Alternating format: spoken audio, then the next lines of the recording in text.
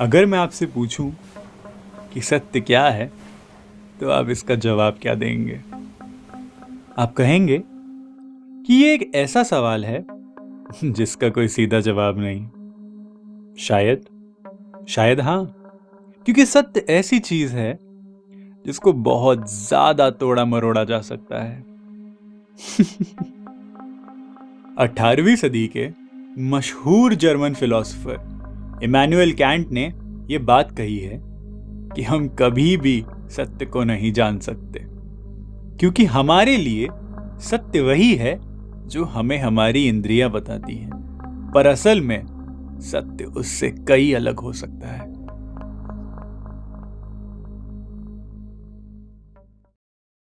Zombies के concept से तो हम काफी ज्यादा वाकिफ हैं। हमने कई सारी अंग्रेजी मूवी में, यहां तक कि अपनी बॉलीवुड की मूवीज में भी ज़ॉम्बीज़ का कंसेप्ट बहुत ही पास से देखा है। पर अगर मैं आपको ये कहूं कि ये सिर्फ एक कंसेप्ट ही नहीं, एक महसूस होने वाली सच्चाई भी हो सकती है, तो आप इस बारे में क्या कहेंगे? सन 1822 में एक फ्रेंच न्यूरोलॉजिस्ट जूल्स कोटार्ड ने अपने लेक्चर में एक केस रिपोर्ट करा था और उसका नाम था मैडम एसोले एक्स। एक 43 साल की औरत का केस जो कि एक बहुत ही अनोखी दिमागी हालत से ग्रसित थी।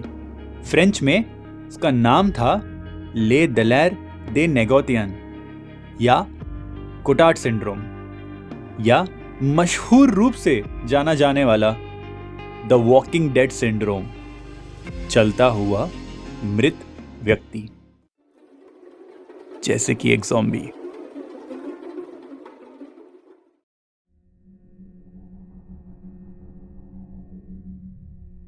सन 1882 पेरिस। एक दिन दोपहर में डॉक्टर कोटार्ड के पास एक महिला पेशेंट आई और उसने अपनी तकलीफ कुछ इस तरह से बयां करी। जब डॉक्टर कोटार्ड ने उस महिला पेशेंट से सवाल पूछना शुरू करे तो उस महिला पेशेंट ने कुछ यूं जवाब दिया, मेरा शरीर खोखला है, ना मेरे अंदर कोई पेट है, ना ही कोई अंतड़ियां, ना ही मस्तिष्क, और मेरा सीना पूरा खाली है। मैं सिर्फ हड्डियों से बनी हूं और उसके ऊपर थोड़ी सी चमड़ी है। ये सुन करके डॉक्टर कोटार्ड को कुछ बहुत ही गहरा और बहुत ही अजीब महसूस हुआ और उनको इस बात की पूरी समझ थी कि अभी कहानी पूरी तरीके से खत्म नहीं हुई है। जब उस महिला पेशेंट से और सवाल पूछे गए तो उसने कहा, भगवान और शैतान जैसा कुछ भी नहीं होता और मैं अब कभी खाना भी नहीं खा सकती। मैं अमर हूं और मुझे आसान मौत भी नहीं मिल सकती। मुझे जिंदगी भर जीना होगा जब तक कि कोई मुझे जला नहीं देता और मुझे खत्म नहीं कर देता। समस्या कुछ बहुत ही अजीब थी और कोटार्ड को कोई बात हजम नहीं हो रही थी, क्योंकि यह अपने तरीके का पहला केस था और उन्होंने इस समय पर वही करना बेहतर समझा जो कि हम अपनी कई उलझनों को सुलझाने के लिए करते हैं। उन्होंने अतीत में झांका और जो सामने आया वो चौंका देने वाला था।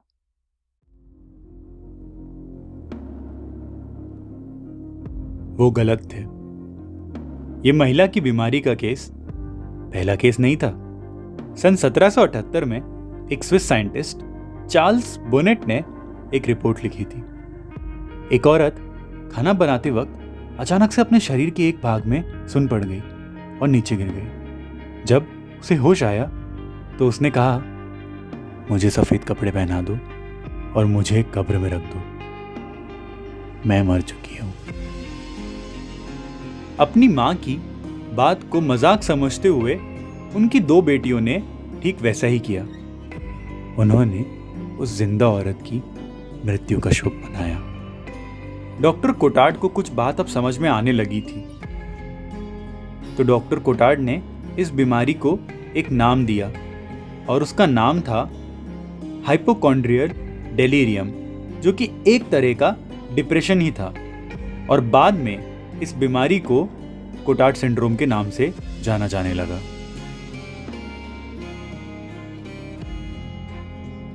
तो इस तरह से मैडम मोसैली एक्स का केस कोटार्ड सिंड्रोम का पहला डायग्नोस केस बना, पर द वॉकिंग डेड सिंड्रोम का यह आखिरी केस नहीं होने वाला था।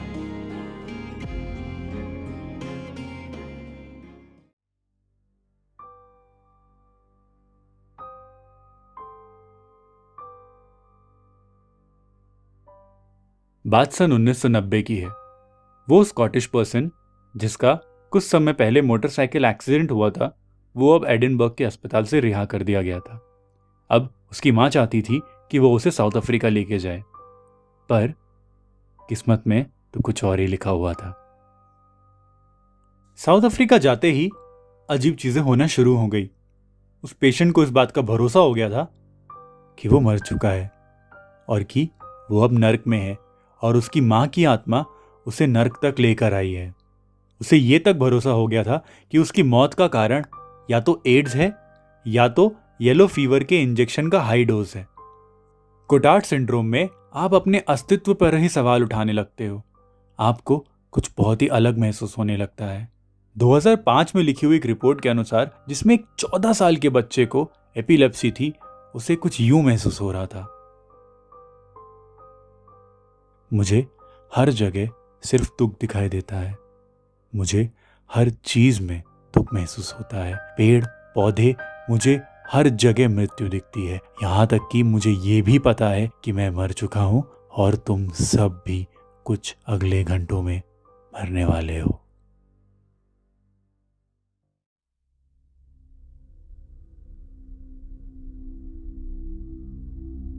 दो 2005 में एक बहुत ही घातक बाइक एक्सीडेंट के बाद फॉर्मर रॉयल और इलेक्ट्रिकल मैकेनिकल इंजीनियर विलियम मैकेनली, जो कि अब एक रेसिंग टीम के ड्राइवर हैं, वो भी एक्सीडेंट के बाद कोटार्ड सिंड्रोम के शिकार हुए। ये बीमारी इन्हें ये महसूस कराती थी कि वो मर चुके हैं। जब उनसे ये बोला जाता था कि आप इलाज में सहयोग क्यों नहीं दे रहे, तो वो खुद से यही बोलते थे कि सहयोग देने का मतलब क्या, जब मैं खुद ही जिंदा नहीं हूं। So, surrounded by all those soldiers in a military hospital for many, many months, he became convinced that he'd died, and he was in this dissociative state where people were around him, but he didn't actually exist. His life had ended. He didn't feel like he did before when he was alive. Sitting in a situation like this with Ben and I and Dr. Hillary there, what would you be feeling? Like we were alive and you were dead? Yes.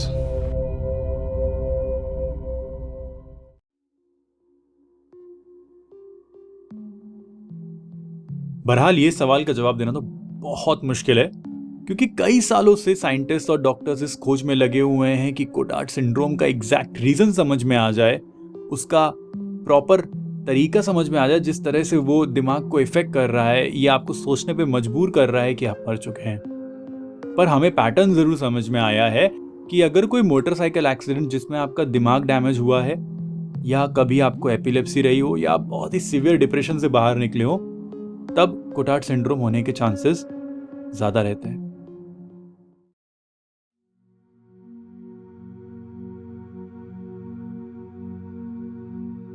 मौत का जो एहसास है वो बहुत traumatic एहसास होता है। तो इस याद के साथ जीना कि आपने कभी वो महसूस करा था और बहुत समय तक महसूस करा था, वो बहुत ही गहरा हो जाता है। तो कोटार्ड के बाद जिंदगी मुश्किल होती है, लेकिन नामुमकिन नहीं होती।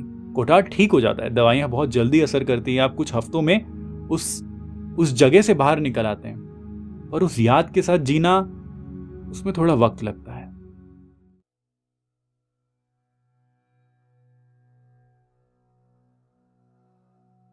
आप शायद अपनी जिंदगी भर में कभी कोटार्ड सिंड्रोम का केस नहीं देख पाएंगे।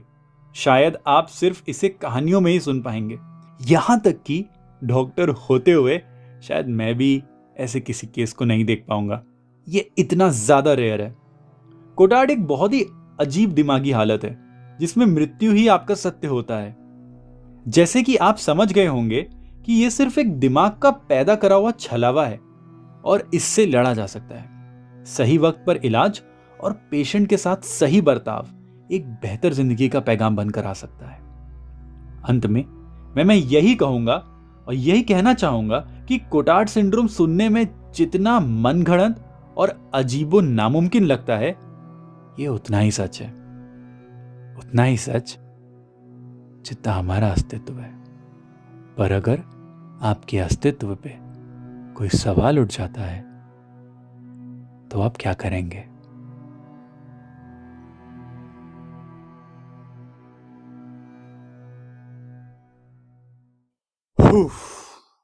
बहुत ज्यादा इंटेंस था ये। तो बस अब वो लाइक बटन दबा दीजिए ताकि मुझे ये बात पता चल जाए कि आपको ये वीडियो पसंद आई थी, और कमेंट सेक्शन में आप कमेंट करके बताएं कि आपको अगली बार कौन से टॉपिक वीडियो चाहिए। और बाकी कोई बोलने वाली बात तो है ही नहीं, आप सब्सक्राइब कर ही दोगे, वीडियो को शेयर तो कर ही दोगे, तो उसमें तो मुझे कुछ बोलना नहीं है।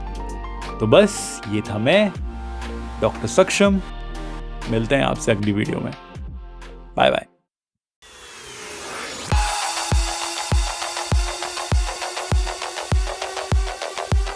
पर अगर आपके अस्तित्व पर कोई सवाल उठ जाता है तो आप क्या करेंगे?